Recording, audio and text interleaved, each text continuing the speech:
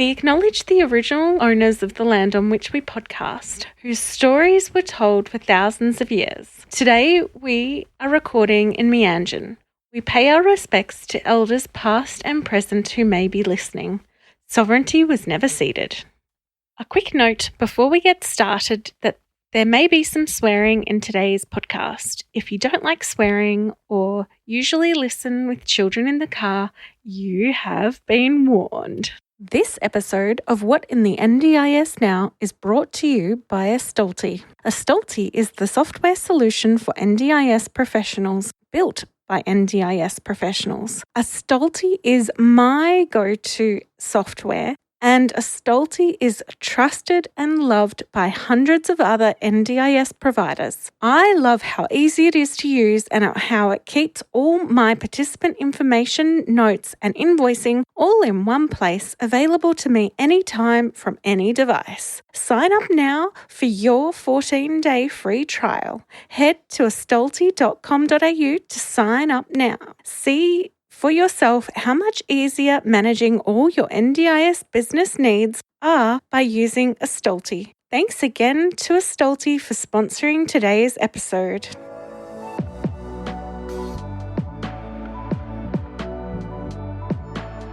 Hello and welcome to the podcast, Shamika. Hi. Thank you so much for coming on. So how we first start each episode is by asking, where did you grow up? Yes, thank you so much for having me, Hannah. I grew up in Melbourne, so I was born and raised there. My parents moved to Melbourne from Sri Lanka 2 years before I was born. So I was first generation Australian here, grew up in Melbourne, moved to Brisbane a couple years ago when my wife wanted to study at Griffith, and so we decided to make the move. Oh, amazing. Yeah. I love Melbourne. I mean, we grew up there too, so that's so cool. And we'll have to have a conversation about that later. Yes, lots of shopping and coffee, I think, is. Yes. And cafes that stay open. I think that was the biggest culture shock when we moved to Brisbane. Like, everything closed at 4, 5, 6, whereas I was used to things staying open till at least 8. Yes. And so I remember one time we were living in the city in Brisbane, and we decided to go out and everything was closing, and I was so confused. I did not understand how things were closed at 5. Yes. It's a huge culture shock. It's like landing on the moon sometimes, I think. Awesome. Thank you for that. So how did you get into the disability sector? Yeah. So I'm now a psychologist and a registered psychologist. And my first kind of taste, I think, was when I was in high school. I was 16. I remember sitting in my first psychology class, and it was just this aha moment of, oh, this is what I'm meant to do with my life. And up until then, I didn't know exactly what I was meant to do. Like, I did quite well in school, and I was, there was no direct line for me of where I should go. But I sat in that psychology class and I thought, wow, this is the culmination of all of my interests. I'm interested in human behavior. I'm interested in why we do the things we do. I love learning about the brain and our body in general, and I thought psychology is a place for me. So after that, in order to become a psychologist in Australia, you need to do an undergrad and then an honours and then a master's. So all throughout that, I kind of got progressively more involved in psychology and becoming more hands-on. So it started at being a receptionist and working in admin and kind of just exposing myself to different psychology clinics. And then from there, I went into research. And then from there, I went into a primary school where I practiced ABA with children on the spectrum. And I think that was my direct exposure into the disability sector. And there's a lot of controversy around ABA. And so I think having that hands-on experience was very helpful for me to develop my own understanding of what I'm comfortable doing and where I now draw the line of, I don't think this is neuroaffirming enough for me now, and I prefer not to, force eye contact or force verbal communication. There are lots of ways to communicate. And without that experience, that initial experience in the disability sector, I think my beliefs now wouldn't be so well formed. Yeah. Oh my gosh. I love that so much, because the idea of doing something that you now realize is a bit controversial is kind of awesome that you went through that and you've gone, oh, hang on a sec. Let's rethink this. So now, where are you and what are you doing now? Totally. So from ABA, and for the people listening, that's Applied Behavioral Analysis, which originally was developed for particularly compliance with kids on the spectrum. And it's a really intensive program. It's like 40 hours a week. It's quite intensive. It's quite structured. And the longer time has gone from that initial understanding of ABA, and the more we hear people who've now gone through having ABA done to them, we can understand that neurodivergent experience now of people saying, this was actually quite detrimental for my mental health and for my ability to just exist in the community.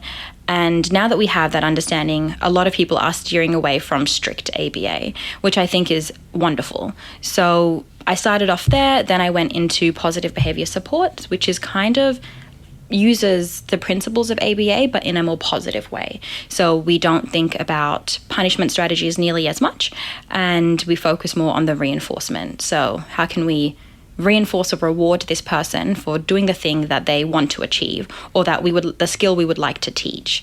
So from there, that's when I got registered as a psychologist, and I moved into where I work now, which is Spectrum Services, based in Toowong, where we don't exclusively help people on the spectrum. There are lots of people who come here, but we do assessments and clinical interventions and at school or at home support for people either on the spectrum or not, but a lot of really amazing neurodivergent folk who can come here and just share their experience with us. So that's where I'm now.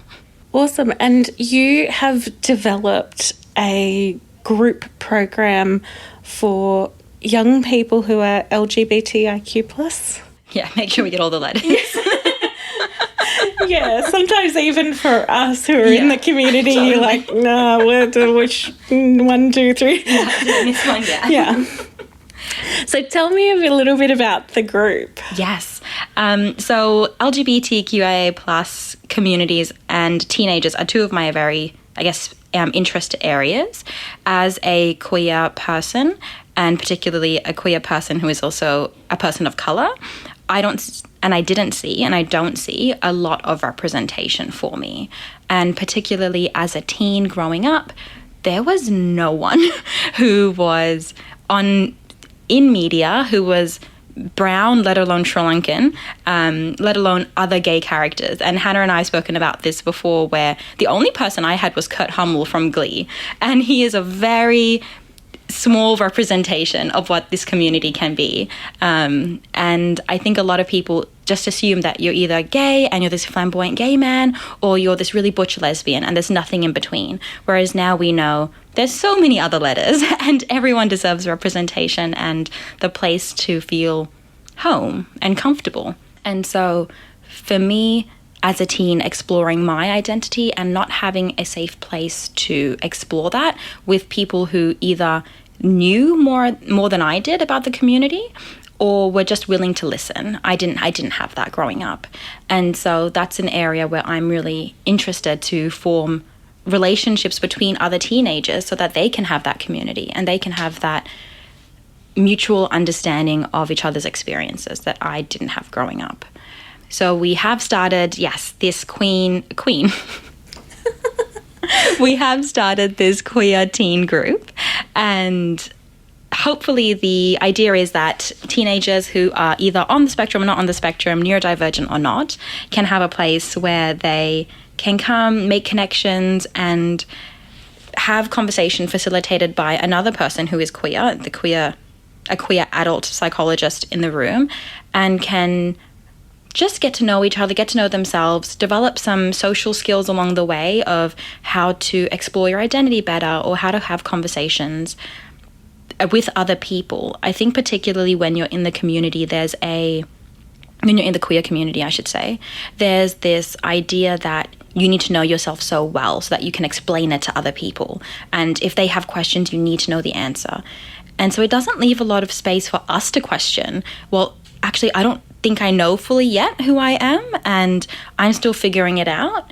And for the longest time, the pansexual sat really well with me, because I thought, fall in love with the person regardless of anything else, regardless of sex or gender.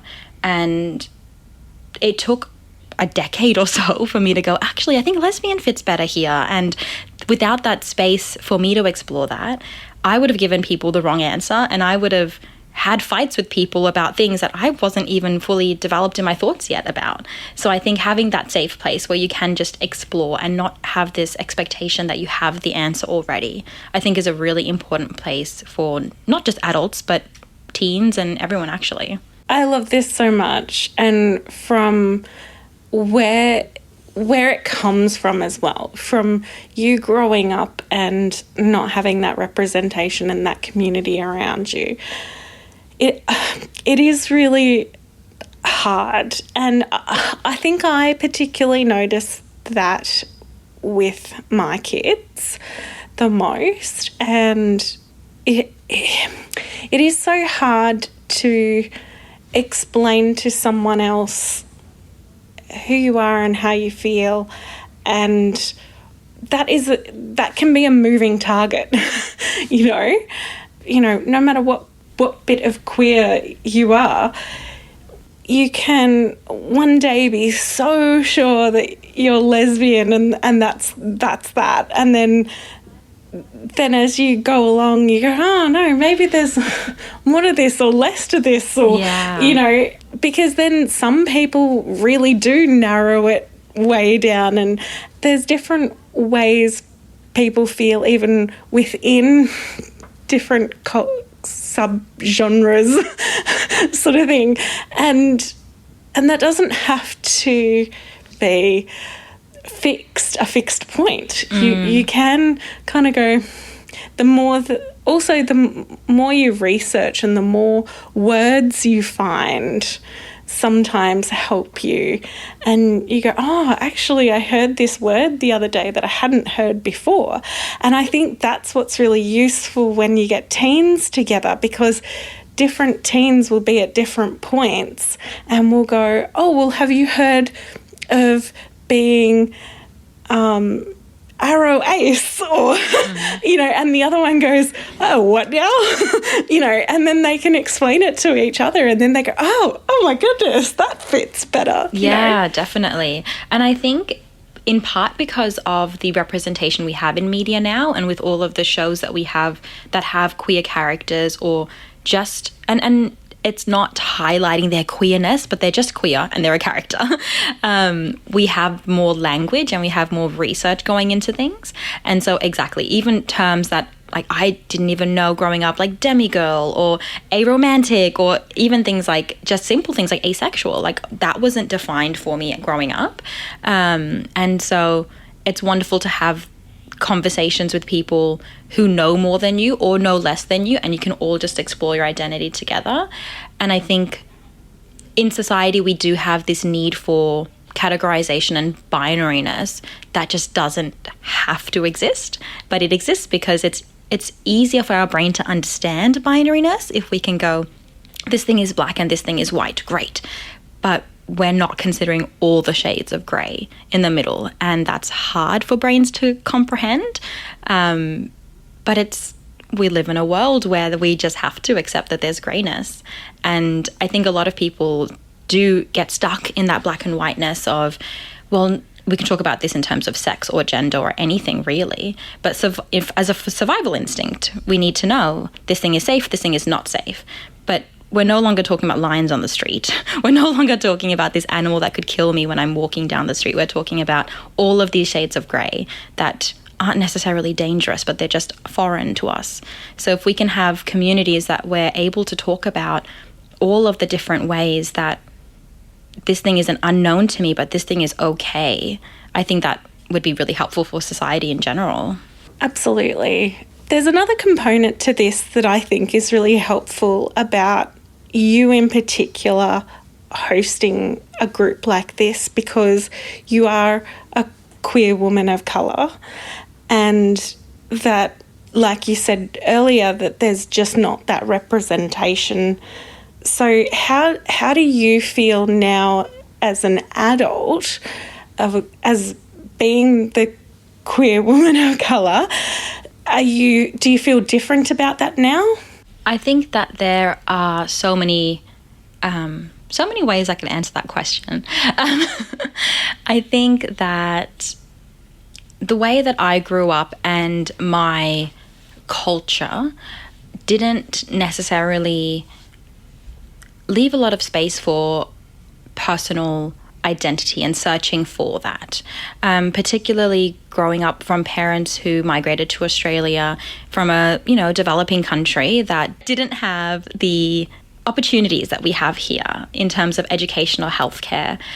My parents couldn't understand why something like sexuality was important or something like mental health was important. And I think that's shared among a lot of immigrant children who fight their parents to value their mental health, because the way our parents grew up, they were so worried about physical health, making them healthy enough to go to work and put food on the table, and it was survival. And so mental health took a back step. And now we live in Australia, where it's not always questionable about whether we can get food on the table, although in this economy with the cost of living crisis, that's, changing the conversations around this. But now we can focus on things like mental health, and we know that it's actually incredibly important to have positive mental health. And I think that my experience as a queer person of colour is shared among a lot of people who are queer and people of colour. But having said that, that experience is also shared among a lot of cis people or cis-het people, or a lot of people who fight with their parents about recognising their own identity as important. I think that there are lots of different ways that people can quote unquote come out, and lots of families react in different ways, and lots of friendship groups and society react in different ways. And because of the representation we have now, we are hearing less of the people whose families react negatively. And we're hearing more about people whose families accept them wholeheartedly, or accept them and have some questions, or again, this grayness in I accept you fully would be the, one extreme, or the other extreme is I don't accept you at all. And there's a lot of shades of grey in there. So there's lots of families who accept but don't really understand, or don't understand but accept, and all the different forms that can come in. So I think in having a group where lots of people have different experiences of coming out, or haven't come out yet, don't even want to come out yet, don't even know what they are yet, and still exploring that, I think could be really helpful to hear, oh, you're someone the same age range as me, in the same social group as me. How did your parents react? How did your family react? How did your school react? Because again, depending on your religious upbringing, the school, the district, the suburb you're in, it's a very different reaction. Absolutely.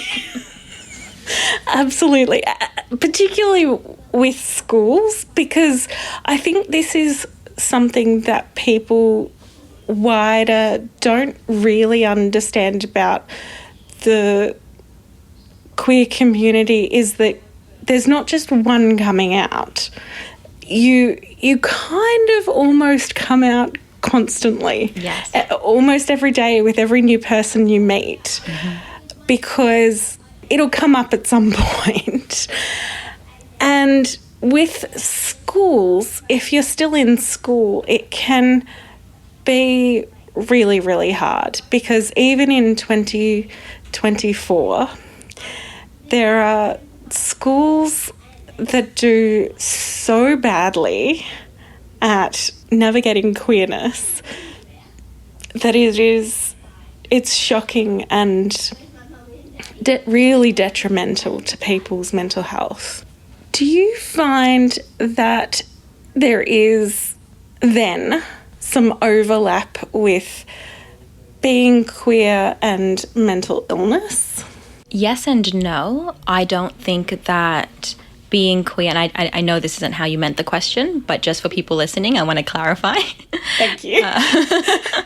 I don't think that being queer means that you will have mental illness or that you are mentally ill. And I specifically say that because, as we know, in previous DSMs, which is the tool to diagnose mental illness, it was listed as a mental illness to be queer or to be any kind of sexually diverse.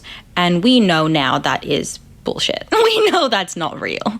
And so I think that the mental ill health that comes with being queer is more of a product of the environment people are in. There are plenty of queer people who have loving, supportive environments that they're raised in, who, when they quote unquote come out, their parents are fine with it. They're great. You're just a person. I love you regardless of anything. Wonderful. And they can still have depression, they can still have anxiety, or they have none of the above and just continue life living with great mental health. Whereas I think the opposite can happen too. People whose families react quite negatively, or people whose friendship circles start excluding them from them, they start feeling socially isolated. Of course, social isolation is going to make you not feel good. We are social creatures and we need belonging and we need community, and that's part of being human. And so if any human is socially isolated or is bullied or doesn't feel like they have a place to call home, of course we're going to see increased rates of anxiety and depression or whatever other mental health crises could be happening. So to answer that question, I think yes and no. I also think it's not a one-size-fits-all, as we know. Again, right back to this grey thinking. It's not a one-size-fits-all of you had this experience, therefore you will be this for the rest of your life, right? Identities can change, our understanding of ourselves can change, our awareness of ourselves changes over time. And as all of these things change, we learn more about ourselves, and the skills we have change, the coping strategies we have change, and that all impacts who we are. I think my interest in working with teens is because of that. As a teen, you have all of these new problems that come up in being a teenager and having hormones and all of these complex social situations that come up that are similar to adult life. You know, navigating relationships and sexual and romantic relationships, and navigating friendship issues and bullying and working for the first time and employment and all of these things that we experience as an adult, but just in a tiny teen body. And I think when you become an adult, it's really easy to dismiss your experiences as a teenager of, oh, I was naive, I didn't know any better, or I was still learning and that's okay. But when you're a teen, that's your entire life. You're the oldest you've ever been at that point. So how do you know how to navigate that? I often talk with my clients about each stage of life being a baby again. So when you're a baby and you turn 1 or 2 and you're learning how to talk and walk, we're not holding expectations that you should know anything other than just learning the world around you. And then you turn 14 or 15 and they have all of these expectations of, I should know better, I should do better. But you're just 1 or 2 years old as a teenager. You've only been a teen for 1 or 2 years. How are you so harsh on this teenager who's just living in this body for the first time? And then you turn 20, 21, and people are so hard on themselves. How come I'm not better yet? How come I don't have a job yet? How come all of these questions? And I just think, you've been an adult for 2 years. Would you be this harsh on a 2-year-old child? No. Why are we so hard on ourselves? And the same thing happens when you turn any age, right? Like if you've lived out of home for only a year, why are you so hard on yourself? Because you can't manage cooking and cleaning and working and having a relationship all at the same time. If you've been a parent for only 2 years, how can you be so hard on yourself? And I think all of these mental ill health can come at any point. Depression, anxiety, anything can happen at any point. Traumas can occur from anything at any point. So self-compassion, I think, is the key. And if we can teach ourselves to be compassionate towards ourselves and then on others, I think that will really help. And I think that's a skill teens can learn and implement from a young age so that as they become adults, they can support themselves. And queer teens, if we can teach queer teens to be self-compassionate, it's okay that not everyone understands your journey. It's okay that you don't understand your journey. If we can teach that, then maybe the rates of mental ill health will go down. Maybe they won't be such high correlation between being queer and having poor mental health. Yeah. It was a very long-winded answer that I think circled back to it. That was so awesome, and I really appreciate that idea of being, 1 and 2 again, or, just a baby again in those different sections. And I think, the same can be said for like parents, because children don't come with a manual, and, we've got to go, oh, but we've only been doing it for this long. It's okay. We're figuring this, we've got to try again. And I really love that approach of teaching teens or guiding them in that sense. So I think I love the idea of this group so much, and I'm so excited that you are bringing it to the teens of Brisbane. Yeah, I'm super excited. I love working with teens, and it's that really cliche thing of I feel like they teach me more than I teach them. Mostly in terms of lingo, I have no idea what the teens are saying these days, and so it's helpful to have someone say, no, we don't use that word anymore, or your socks are way too low, you need to wear crew socks. No one wears ankle socks anymore. So it's helpful for me to understand what teens are going through now, because I only have my experience from 10, 15 years ago. I'm not a teen anymore. And my experience is so different. I actually had a teen last week say to me, but you're old, you don't understand how to apply for a job anymore. And I laughed because I would have said the exact same thing to an adult when I was a teen. And you know what? They have a point. I don't know what it's like to be a teen, and I would love to learn more about their experience and hopefully show them that you can be any kind of minority and still be happy with your life. Not necessarily even in a successful job or in a way that society deems as respectable or whatever, but in a place where you're happy with the way your life turned out. And I think that is more important than doing well in school or getting good grades. If you can have positive mental health, that's more important than anything, because we know the rates of suicide. We know the rates of self-harm. So you can be a well-achieving student and you could still feel incredibly low about yourself and not make it to adulthood.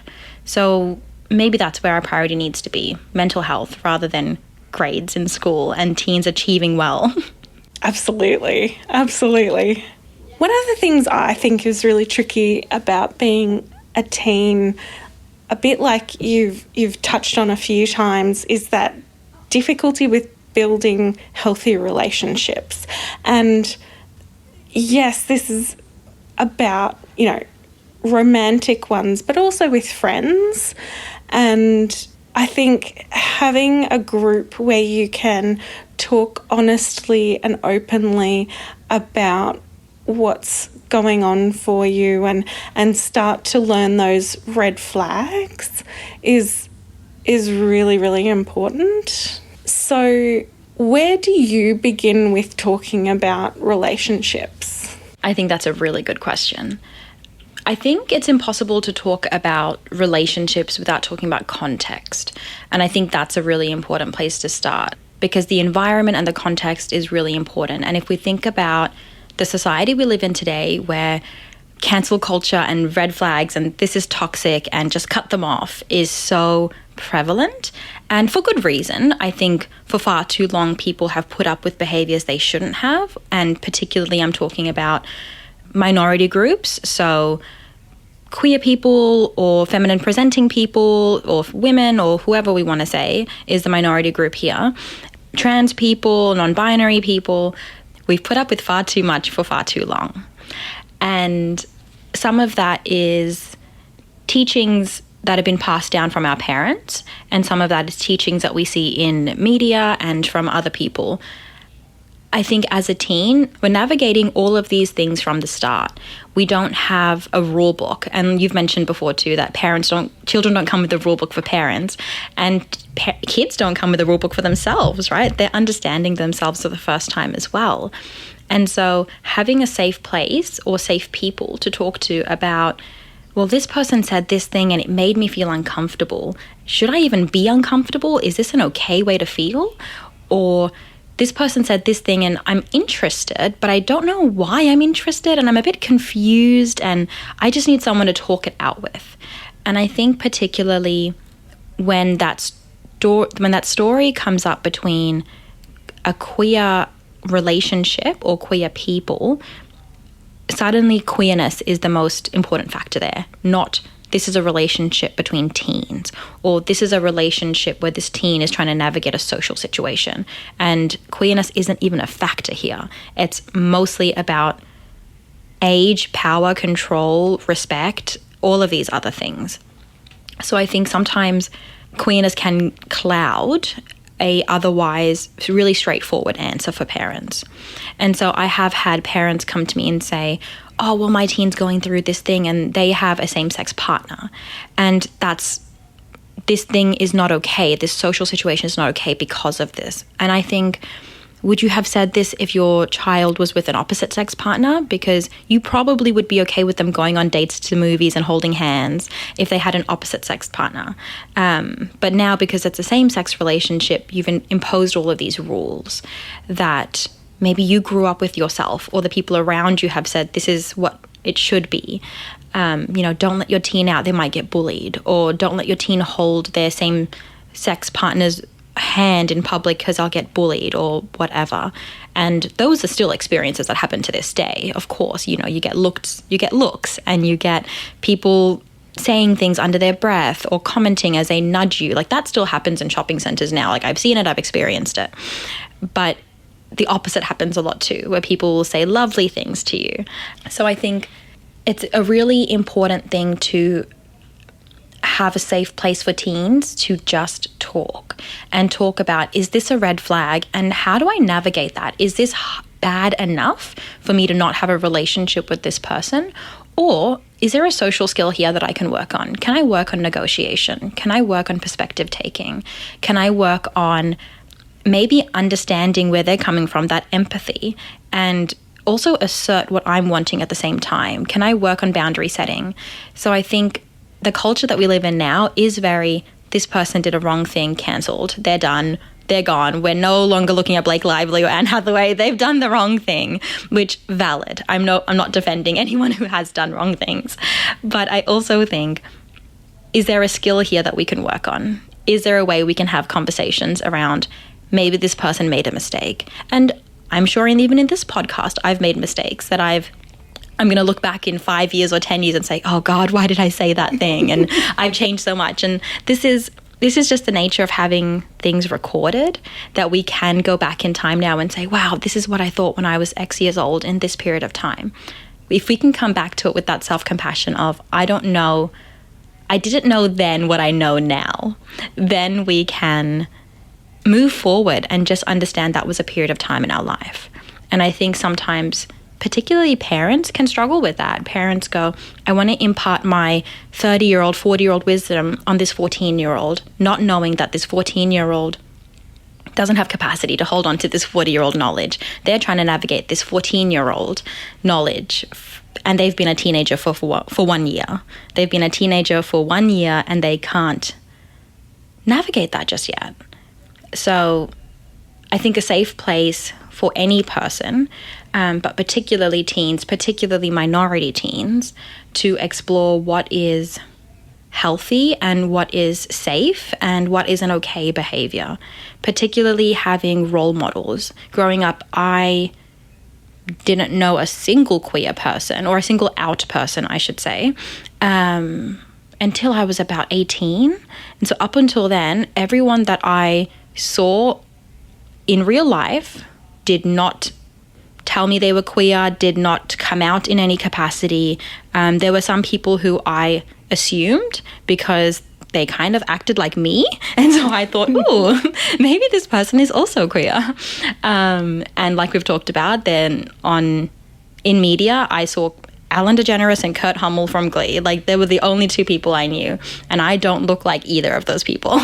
And so I think having a person who is, feminine presenting, I dress in dresses and skirts all of the time. I actually hate wearing pants, and seeing that, oh, actually that doesn't make you any less queer.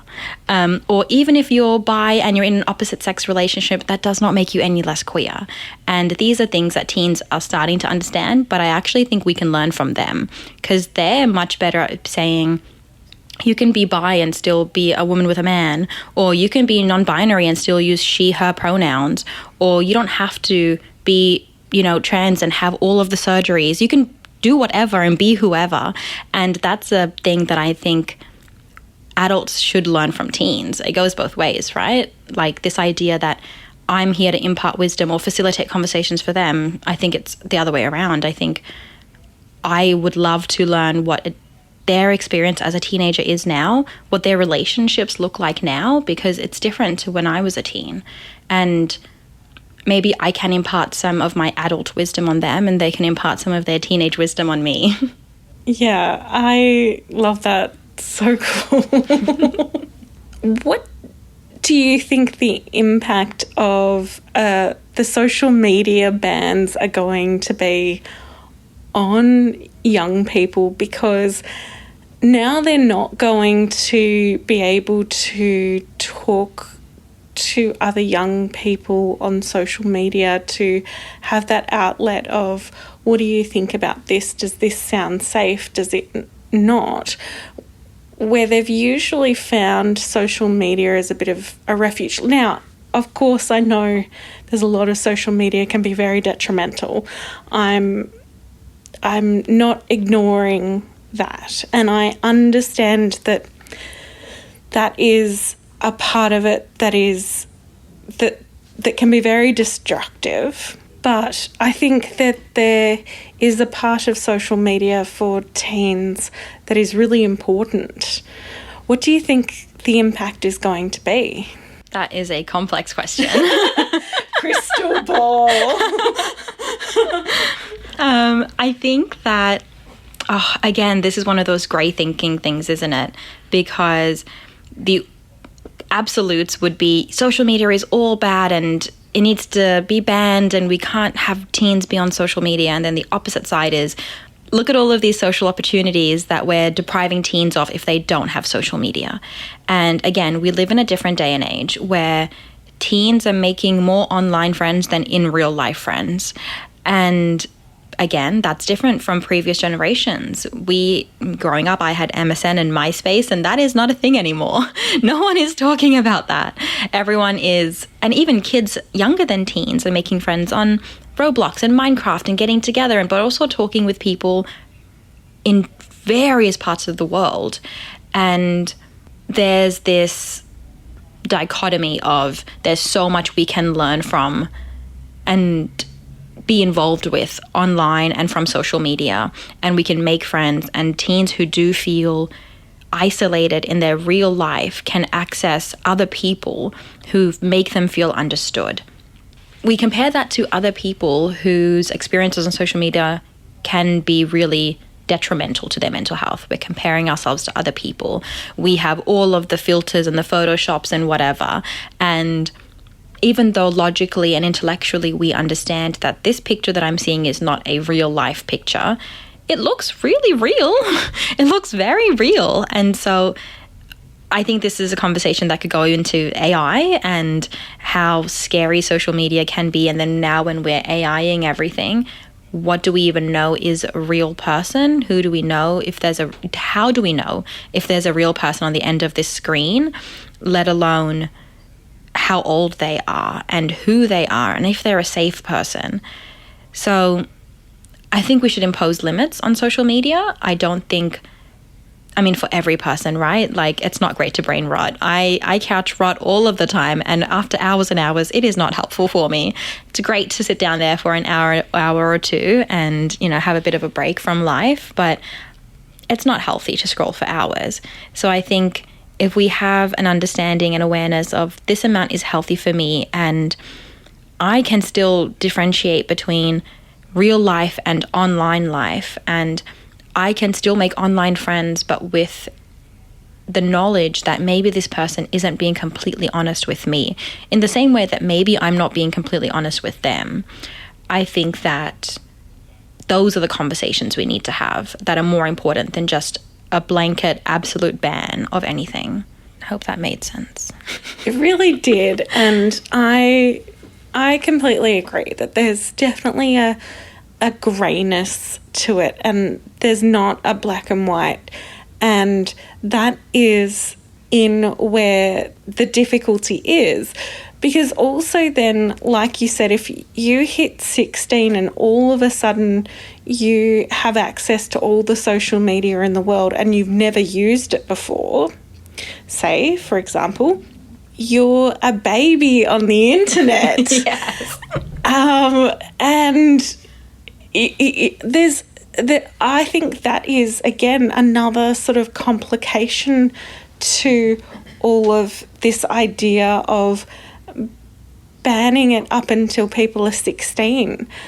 So, I mean, we're not going to fix it here in this podcast. I just thought it was interesting to have a chat about it, because talking about teens being able to talk to each other, and that is often a way that they can do it, because these days, you know, even a lot of us adults don't like to talk on the phone, and we're like, no, do not call me, you can text. Yeah, definitely. And that is, you know, a lot of how teens these days communicate is through text. And I think that governments have kind of missed that. I think, yeah, I completely agree. I think we need to change with the times as well. And if, as adults or policymakers, if we're not listening to the voices of people who actually need that support, then how are we actually supporting them? You know, how are we doing the right thing by them, the people who are actually experiencing this social media ban, or if we're putting in the context of NDIS even, or these participants who are actually receiving these benefits or not? How do we as the policymakers, as the people who say this is what you can access, as the service providers, as the parents, how are we truly caring for that participant or that child or the people who are impacted by it if we're not listening to their voices? And I think we do the same thing, don't we, with driving? We don't just give a kid keys and say, go for your life.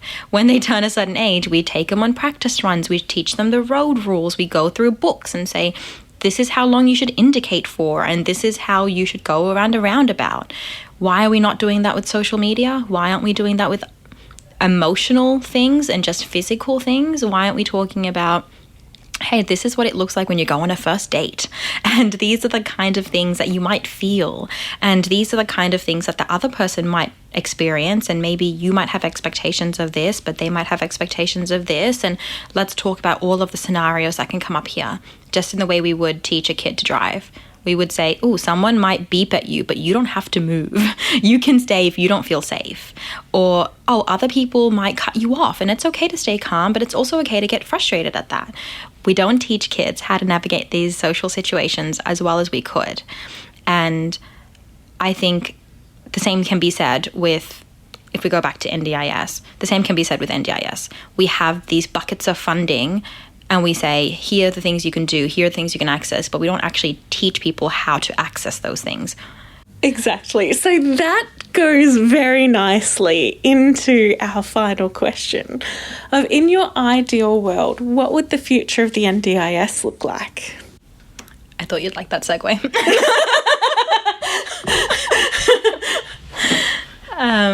I think, as we know, the NDIS can be a very complicated thing to talk about.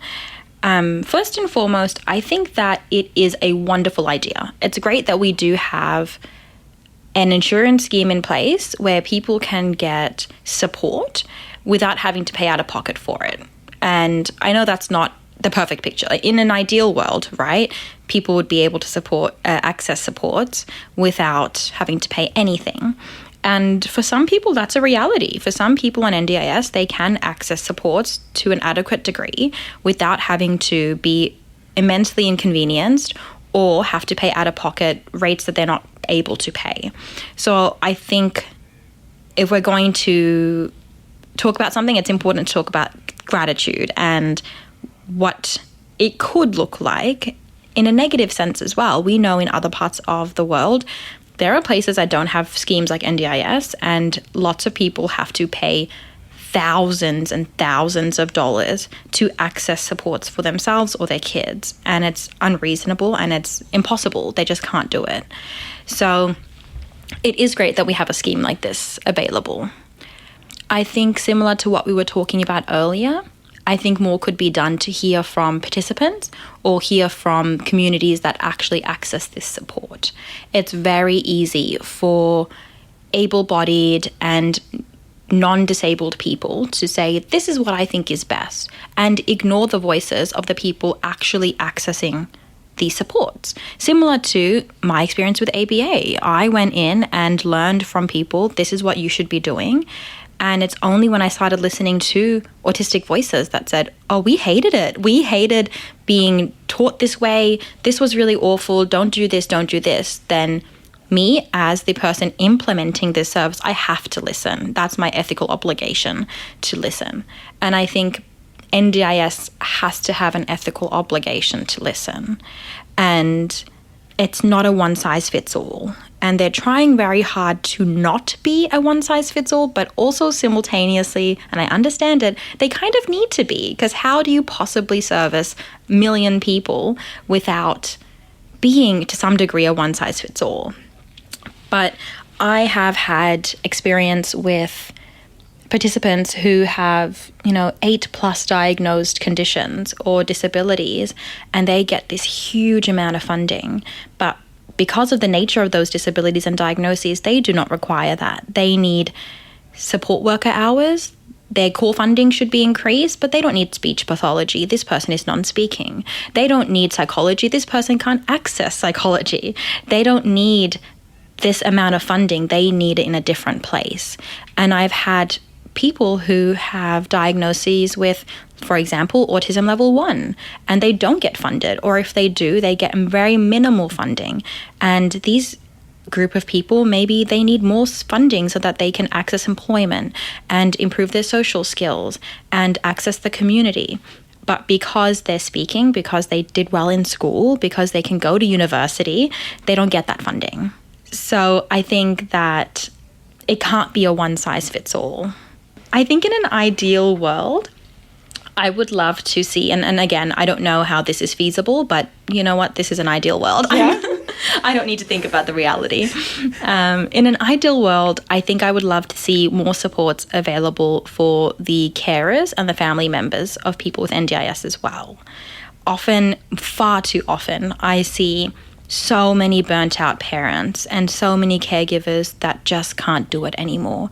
And whether that's increased respite hours or more SDAs or whatever that looks like, I think the number of support people, carers, parents, guardians who are really, really struggling, we have to listen to that. We have to listen to those voices. If we're thinking about the mental health of people on NDIS, which we could be doing better at, but if we're going to do that, then we should also listen to the mental health of people who are supporting those people in NDIS. And shouldn't we look at a more holistic approach where people, the entire family unit or the entire support system can be supported?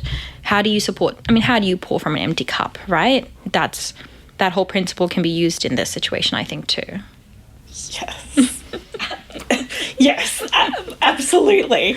Yes. At the very beginning, there was provision for parents to see psychologists on the understanding that it was a capacity building of this is how you can better support your person. And that was very quickly taken away. Mm. And I think that was something that is very needed, because often when you have people you care for who have disabilities, it is difficult, and you, at the same time, you don't want to admit that, because you don't want the person who you're caring for to feel like a burden. Of course. And it is this double-edged sword, and I think parents parents and carers need more space to talk about that, where support workers and support coordinators and everyone has access to supervision if they want it, but not the unpaid people. And that doesn't make sense to me. Yeah. Yes, I completely agree with that. And I think that there should be more support for people who this isn't their job to support others. They oftentimes are employed and then also have to come home and then take care of someone. And it is a full-time job to take care of someone. And I think in not funding supports for carers or parents, it breeds this idea that you should feel guilty for asking for support, or you should just do this because that's what a parent does, or you should do this because you're a carer. And it breeds this idea of, well, then I shouldn't ask for support, or this is just expected of me, or I love my kid, shouldn't I just be able to cope with this?